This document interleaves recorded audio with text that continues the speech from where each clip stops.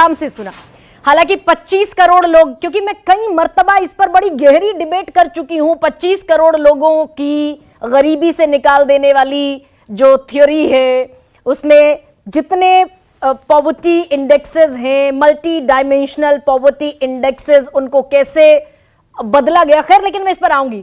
A K. Vajpayee, इतना सब कुछ चमकीला चमकीला है, सब आसमान में, आज आसमान साफ है, मौसम साफ है, तारे चमक रहे हैं, चांद भी चमक रहा है, तो फिर इतनी समेटा समेटी क्यों कि जयंत चौधरी भी निकाल लो, नीतीश कुमार भी निकाल लो, उधर वो टीडीपी चंद्रबाबू नायडू जो घोषित टेररिस्ट कहते हैं देश के प्रधानमंत्री को, उनके साथ भी मंच साझा कर लो, पवन कल्याण में निकाल लो, शिवसेना भी तोड़ लो, एनसीपी भी तोड़ लो, इतनी समेटा समेटी है क्यों भाई? फिर ये तो क्वेश्चन जो है ना बेईमानी है। हाँ। वो गठबंधन करें तो ठीक है, हम करें तो क्वेश्चनिंग करो, ये क्या बात है? लोकतंत्र में, लोकतंत्र की स्वतंत्रता, ये नहीं कहते कि एक अकेला सब पर भारी, वो नहीं कहते। क्या नहीं कहते? वो नहीं कहते कि एक अकेला सब पर भारी। उससे क्या, वो बड़ी पार्टी है, वो कहते हैं तो क्या नुकसान है? हाँ। एक बात सुनिए ना, वो बड़ी पार्टी है, उस फैक्ट को कौन झुटला सकता है? कोई आदमी क्या? और गठबंधन उन्होंने भी किया, हमने भी किया, इसको भी कोई नहीं झुटला सकता।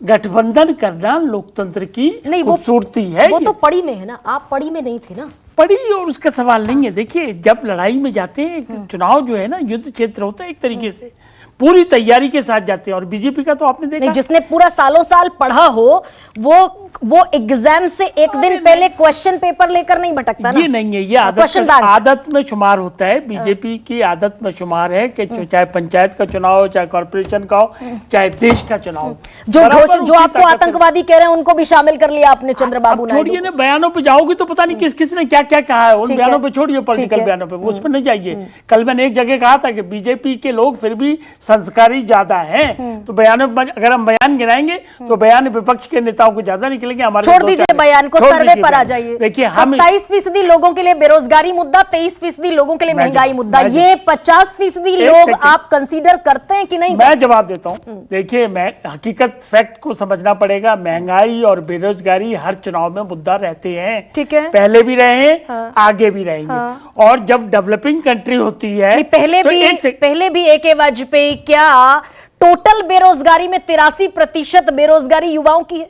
पहले भी ऐसा था क्या? एक बात सुनिए, ये 2-3 साल का कोरोना पहले कभी आया था आज से पहले क्या? ग्लोबल ये तो तर्क अगर आप दोगे ना, तर्क हमारे पास जवाब है, आपके पास क्वेश्चंस हैं, उससे नहीं चलेगा। हकीकत ये है कि इस सरकार के खिलाफ 10 सालों में कोई ऐसी डिफेक्ट बताइए जिससे जनता के बीच में ये संदेश गया होगा कि ये विश्वसनीय लोग नहीं है।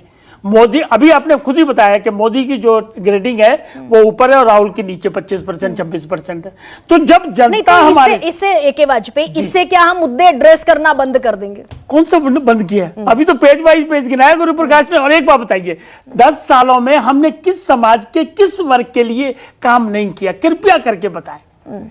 ये देखिए, विपक्ष को तो ठीक है, इन्हें स्वतंत्रता है, इनको अपने ख्वाली पुलाव बनाए, स्वतंत्रता है। 4 तारीख को पता चलेगा, 4 तारीख को ये भी डिबेट में बैठेंगे, हम भी वही पूछ रही हूँ ए.के. वाजपेयी जी। और सुनिए, ये जो सीटों वाला जो एक आता है ना आत्मविश्वास, वो आना चाहिए। लेकिन सीटें भले ही कितनी भी जीत लें, मुद्दे अगर जिंदा हैं, अगर महंगाई है, लोग परेशान है, बेरोजगारी है, युवा परेशान है, अगर किसान परेशान है, एमएसपी का वादा होना था, नहीं हुआ, तो क्या ये मुद्दे में उठाना पूछना बंद कर दूं? कौन कह रहा है? खूब पूछिए, रोज पूछते ही आप, हम लोग जवाब देते ही, उसमें कहां दिक्कत है? देखिए, हम ये सिर्फ एक बात कहते हैं कि किसी भी लोकतंत्र में जब 2 पक्ष का चुनाव हो गया, तो इनका गठबंधन, हमारा गठबंधन, हमारे पास नेता है। अच्छा, इनके पास नेता नहीं है, नंबर 1। इनका गठबंधन इतनी मजबूती से नहीं बन पाया जितना गठबंधन हमारा मजबूती से बना हुआ है। 38 पार्टियां चाहे 41 पार्टियां, ये भी बात तय है, इसमें कोई डिस्प्यूट नहीं हो सकता। तीसरा, ये जो हमने 10 सालों में काम किया है, हाँ, उसमें ये 10-5 मुद्दे गिनाए इन्होंने 10 साल में। हाँ, राफेल, इसीलिए एरोगेंस दिख रहा है क्या? एक सेकंड, पेगासस, अडानी दिख रहा है कि वाजपेयी एरोगेंस इसीलिए दिख रहा है? एरोगेंस नहीं, विश्वास कहिए इसको। नहीं, ये एरोगेंस क्या है कि जिस समय देश की विपक्षी पार्टियां घोषणा पत्र जारी करती हूं, नौकरियों की बात करती हूं, किसान को एमएसपी देने की बात करती हूं, आप एकदम चुप लगा जाते हैं।